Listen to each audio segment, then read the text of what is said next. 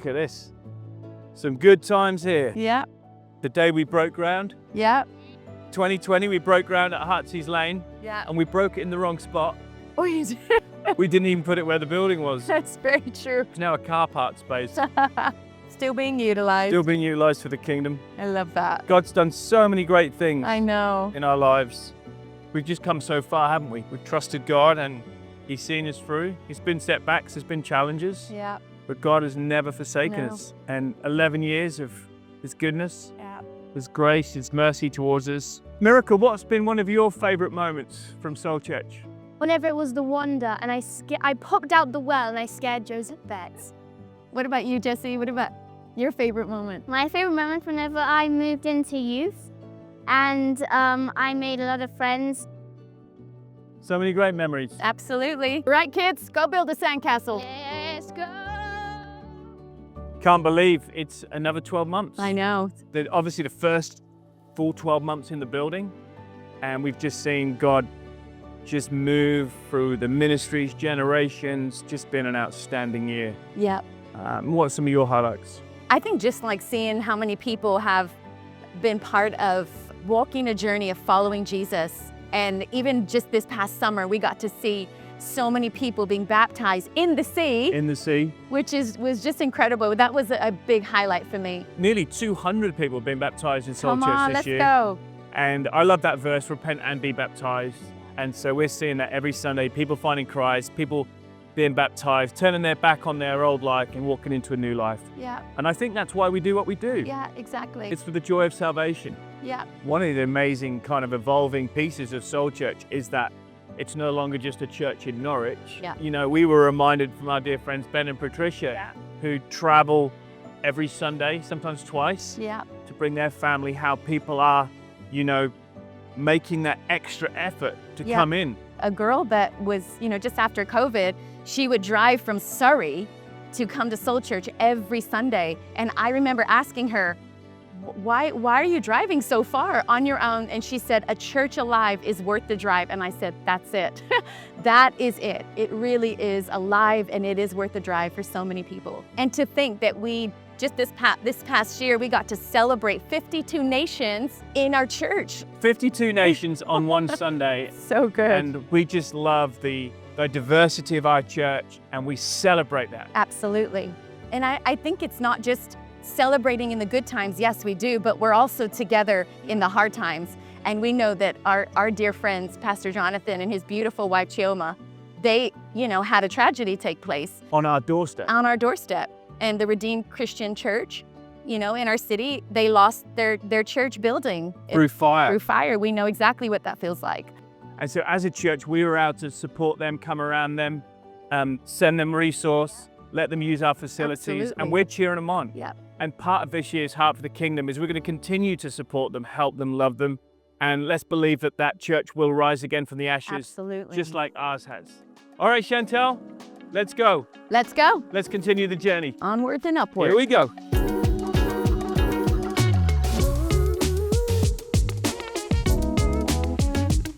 Heart for the Kingdom 2024. I can't believe it's happened again. I know. And do you know what? For many people in our church family, they don't really fully know what Heart for the Kingdom is all about. It's a once a year miracle offering, which is above our normal tithes and offerings, which really helps expand Yeah. the vision and really extend our arms longer to those in need in our city, our nation, and the nations around the world. And I get excited because we've heard so many miracles over the years of what God has done in this Heart for the Kingdom season. So now that we're established in our new church home building, we are so excited to open our doors to so many groups of people. And I'm so excited that we've just opened the Senru, Yeah. our brand new Senru facilities. That's all because 2024 Heart for the Kingdom, our church gave, and they gave sacrificially. And so now we're able to love, support, and care for those precious children and young people. And John, we've also been able to see our nursery garden for so many of our children to come through, not just the nursery through the week, but on a Sunday, they get to go outside and enjoy this beautiful ark that has been prepared for them. So one of the things that we're still so passionate about is the Christian school. That's right. It's probably been burning in our hearts Yeah. now for 6 or 7 years. And we believe that God has placed this dream in our hearts to see a Christian school established in our county. Yeah. And so there's a committee, a schools committee that we've got set up. We are on the hunt for land. We've identified one piece of land which could work. And we're also speaking to the education department and people in authority, ways we can really move this forward. But we're going to need some miracles. Yes. We're going to need miracles in government. We're going to need financial miracles. Yeah. But really, part of this year's Heart of the Kingdom is going to be going towards seeing a Christian school established in this county. We've been on such an incredible journey as a church community, and through our Soul Foundation, we've been able to see so many lives being changed. I think about where it all started in Mason Road, Yep. when we first started feeding people. Then we went to Havers Road, Yes. and then the mobile supermarket back at Mason Road, Yeah. and now into our brand new facility at Heartsease Lane, and the impact that the Soul Foundation has had on Wellbeing Wednesdays, on the Soul Social Supermarket, on Soul in the City, and through the various courses that we run midweek. I'm just blown away.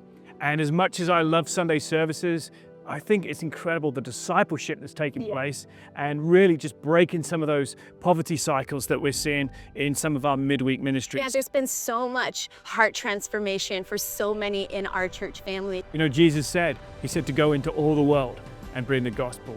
And that's exactly what we do through feeding programs, through education, through bringing care and support to some of the most vulnerable in our world. And we're going to continue to do that. We're going to continue to bless these nations that we support. I'm excited to hear the stories that are coming through our sacrifice and our giving. So as the church grows, we really feel the need to get more laser focused with our care through groups maybe that have lost friends and family by suicide, those widows and widowers who are just going through life feeling lonely and needing support, and for those who've lost children or babies. We want to be there. So through these various new ministries that are coming out of our church, I believe we're going to be able to do more for people. Absolutely. And really walk with them through their hour of need, walk with them through their loss, walk with them through their grief. You know, looking around the city, the county, everyone's on a journey, aren't they? As incredible as our new building is and the facilities and all the various things we do, you know, it all comes back to the one, because everybody has a story.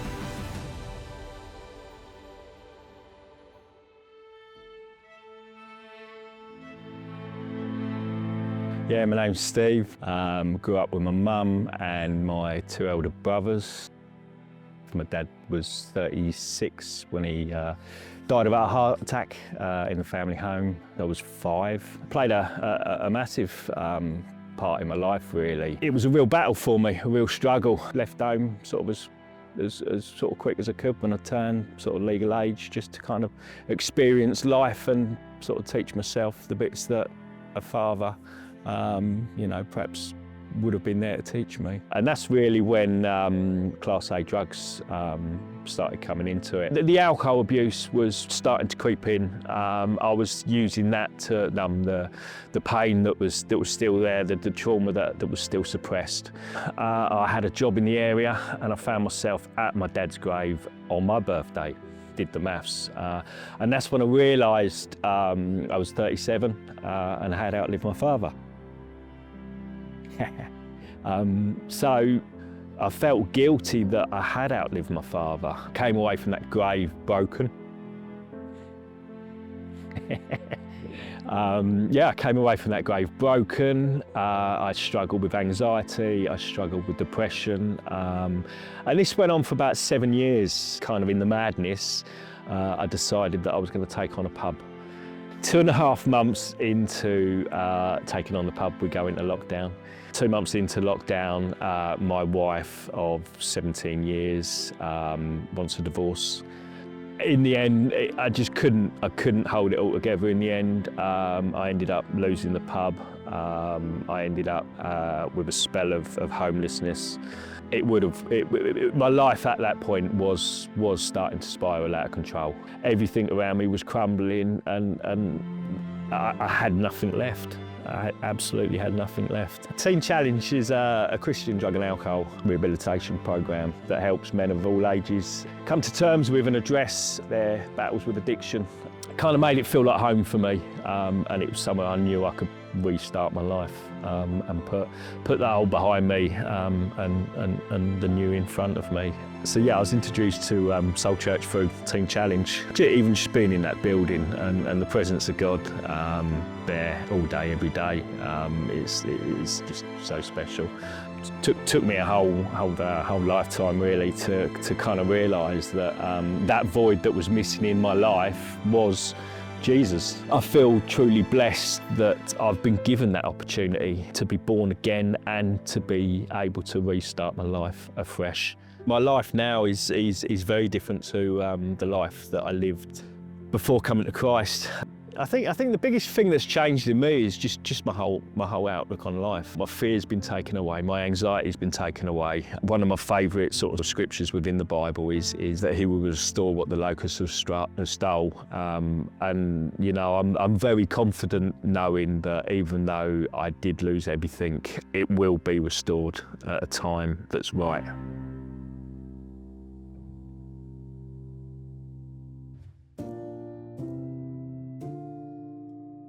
One of the things that we love and our partnership that we love is with Teen Challenge. I love seeing the TC lads coming into Soul Church every Sunday, watching them worship God, receive the word and respond.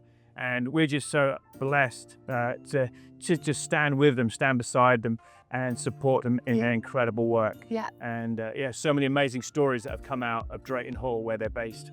Okay, next up, We're heading to the UEA. University of East Anglia, and we're going to be talking to our generations pastors. I'm excited to hear what God's doing in that ministry. We're sitting here with Adi and Miriam, who oversee our generations. Yeah. And they moved here from South Africa just a little over 2 years ago. And we're so blessed to have you guys reaching the students here on campus, but also all the generations from kids to youth, young adults. So it's pretty exciting. It is. Tell us what took place at the start of this summer. Well, yeah, we had an amazing Kids Fest. We had over 280 kids joining us for this event, and they were able to hear the gospel, they were able to have a whole lot of fun, and lots of those families were families that aren't necessarily a part of our church. So it was an amazing outreach event. Let me tell you, those kids are having a whole lot of fun. They're learning all about Jesus. Something that's really special is the classrooms. If you've ever been in our kids facility, we have a whole bunch of different classrooms in different age groups. And what we're seeing is lifelong friendships being built. I love Heart for the Kingdom because it makes us think about what could church look like in the future. And in 10, 20 years time, I look at our kids ministry and I think this is the church of our future, and our church is in good hands. Then come August, it was Soul Shift. Tell us a little bit about what took place over at the Royal Hospital. Oh my goodness. I feel like it was just 4 days of Jesus, worship, the word, and just a crazy amount of fun. Yeah. Our youth ministry is more than just the Soul Shift camp. Yeah. There's a lot more that happens. Every week we have our Friday nights, and those are absolutely amazing. So much fun, so many God encounters. And we've also got our youth hub that happens on Wednesdays. We newly launched that this year in 2025, and we've been seeing God do amazing things, reaching young people from across the Heartsease estate and giving them an opportunity after school to find a safe place to encounter loving people and just be found in the church. One of the most exciting things that we've been able to see really unfold is within our young adults and students ministry. Tell us a little bit about what's been happening in that, Mim.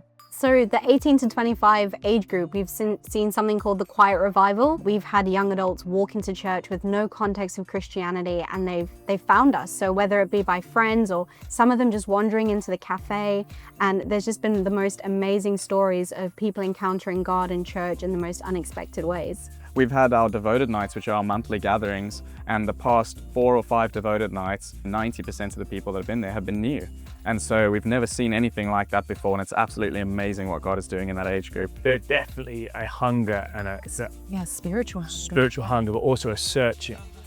And one of the dreams in our heart as we're sitting on this bus is that we'd have our own bus, a double-decker. Oh yeah.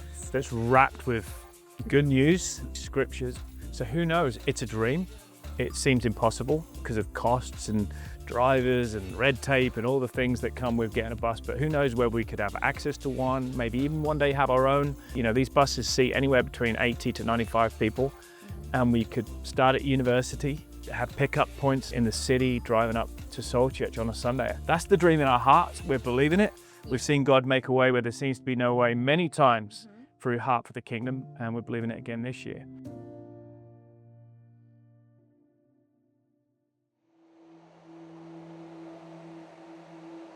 A couple of years ago, my whole life changed. I went through a kind of long-term breakup, and I lost the place that I called home and a lot of my friends and the life that I'd built for myself.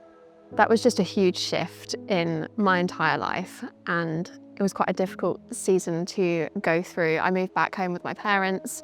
I changed jobs. I moved out of home when I was 18, and I think having to then move back felt like a step back, and all of that together was just a really difficult thing to process. And yeah, it got to the point where I wasn't entirely sure whether I could do it anymore.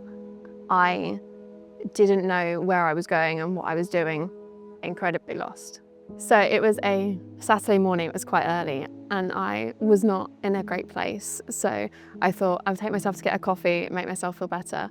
And I was sat on this bench, and I sat there and I cried. I hadn't spoken to God, I hadn't said a prayer for 10 or so years, I think. I was at that point where I kind of called out to God and I said, I don't know what I'm doing. I can't do this by myself. And if I'm going to keep going, like I need your help. I can't do this. And when I finished and I'd looked up, I looked to my right and there was someone sat on the bench. And I think that really took me out of myself. And I was like, oh, someone's kind of noticed me here.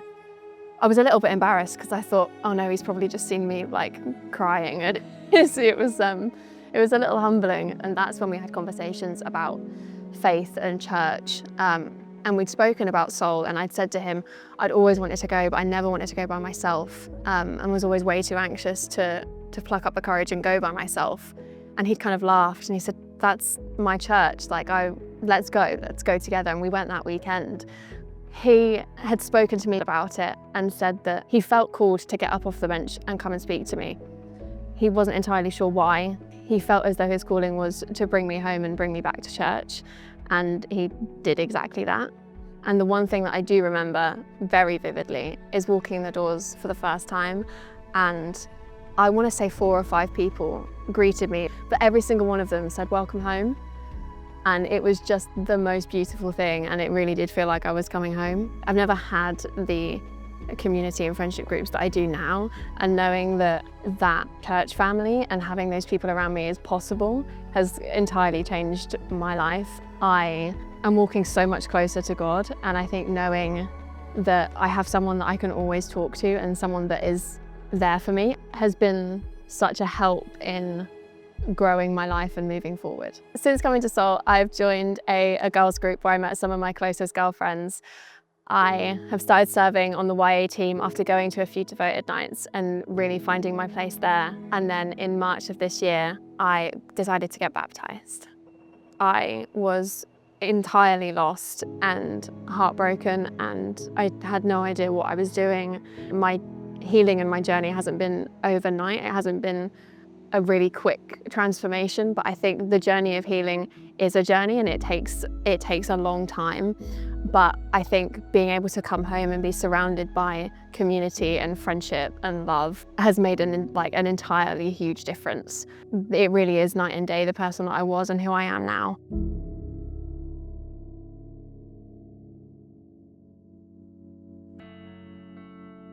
You know, John, Heart for the Kingdom is all about kingdom expansion, but I think it's a bit more than that. It's about radical hospitality. It's creating spaces that don't exist or rarely exist in our culture. Spaces of you belong here, spaces that say welcome home, spaces that invite people into the kingdom of God. Part of that kingdom expansion is trusting God and believing for land, to be able to minister, to help, to serve our community. And obviously we're coming up right now on our right-hand side C's Lane to the land beside our church. Grace, grace. Yeah, grace. We're believing God that we're going to be able to access that land or purchase it over time. And we're going to use it to serve this amazing community through activities, after school clubs, skate parks. I think the potential is limitless on there, and it really does give us more opportunity to just broaden the work we do. So, hey, let's believe through this year's Heart for the Kingdom that we're going to see a miracle on that land next door. Believe with us, trust with us, and yeah, it's going to happen.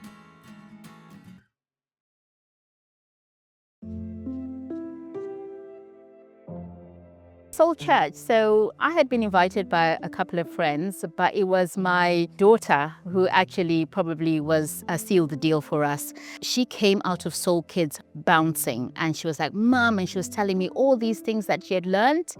And then she said to me at the end, she was like, Mom, we better be coming back the next week. And so we came back the next week, and we've been coming back ever since then. I have the job of being a midwife. For about 10 years, I've been trying for a baby. That unfortunately has not happened due to infertility. That has been a real struggle for me, just having no explanation as to why I couldn't fall pregnant. I wanted to experience that joy as well. I had it with Tandy, and I thought, oh, I wanted to have it again. So work became very, very difficult for me to go in there and to try and be positive when knowing that desire was burning inside of me. I was like, God, it says in your word that you give us the desires of our heart. You know my heart is saying, I want a baby. What have I done wrong that you haven't granted me this? Have I not been faithful? I was angry with God. I was angry with the people all around me who were having these babies, and they just seemed to have them. I said, what have I done that that has meant that I can't have this baby?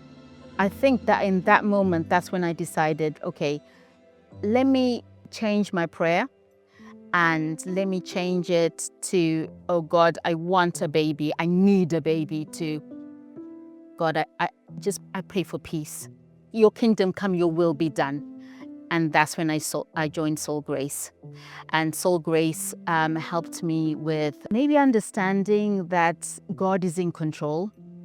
God maybe has shown me that I wanted you to go through this so that you could then help others who are in that same situation as well.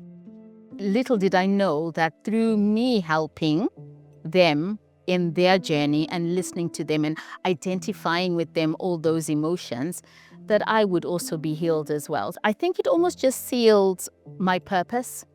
That maybe, sometimes you ask, why me? Why do I have to go through this? But God has got a plan. He has given me that peace which surpasses all understanding. I can go into work and be surrounded by all these babies and all this joyous moments and just have peace. Through this immense love that He has shown me, I have been able to love people. Even as well with my infertility journey, Him saying to me that, okay, you may have given birth to one biological child, but what I'm going to do for you is I'm going to give you many spiritual children. And that is what He has done for me. I've had the opportunity of mentoring some beautiful youth as well now. I may not have maybe physically lost a child, but I lost a dream of having a child. I feel it's made me a better midwife. I get to experience and I see all these beautiful babies, some of which are in Soul Church, and they give me such joy that even though I may not have birthed them, but I still get to watch them grow up to be these beautiful, beautiful children. It gives me such joy, and I get such peace from it now.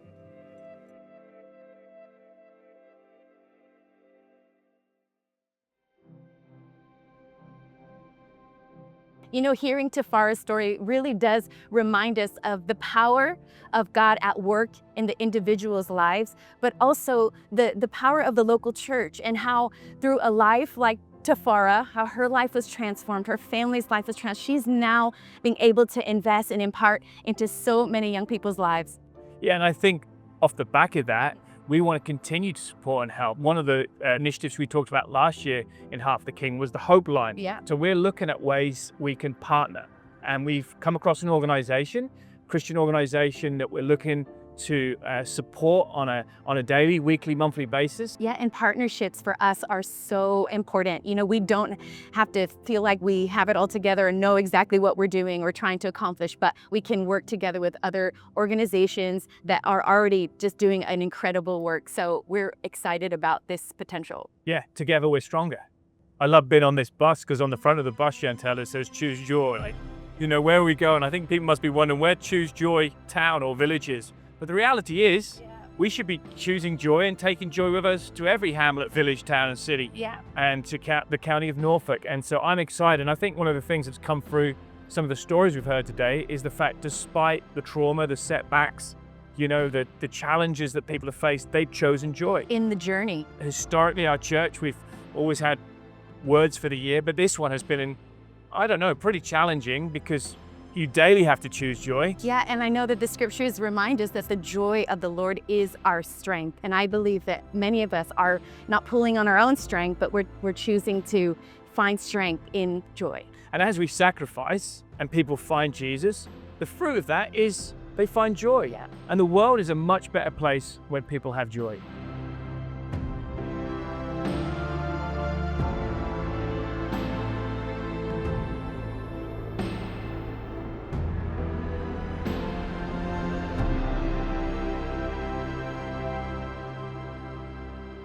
I don't know about you, Chantel, but just looking at all those memories, surrounded by incredible moments and memories over the past 11 years of Soul Church, it reminds me again of God's faithfulness. Yeah. And I was just sharing with a friend in 2017 when he put that cross in the sky. Yeah. And just reminded us again of He's faithful. These incredible facilities, the stories, has all been because of what was half the house and now is half the kingdom, people's giving and their sacrifice. And I don't think God's finished. Yeah. I think we're just getting going. I'm just getting going. You're just getting going. There's so much vision inside of us for the future. But vision takes resource. And that is what half the kingdom is to extend the vision, expand the vision, and to see more lives, more stories, more pictures in future months and years. So on Sunday, November the 2nd, we're going to be bringing our Half the Kingdom 2025 offering to the house. And I want us to take some time over these next few weeks and days to prayerfully consider the part that we can all play. And it's never about equal giving, it's about equal sacrifice. When we all sacrifice, I believe the kingdom of God advances here on earth. Yeah, and we are so thankful for your generosity, which has brought us this far. Imagine what we can accomplish together. We constantly are praying this prayer, and Jesus said it to his disciples in Matthew. Your kingdom come, your will be done on earth as it is in heaven. Why can't it be in Norwich as it is in heaven, in Norfolk as it is in heaven, in England as it is in heaven? I've got faith, you've got faith. I hope you've got faith for what's going to take place over these next few weeks. There's a miracle in the house.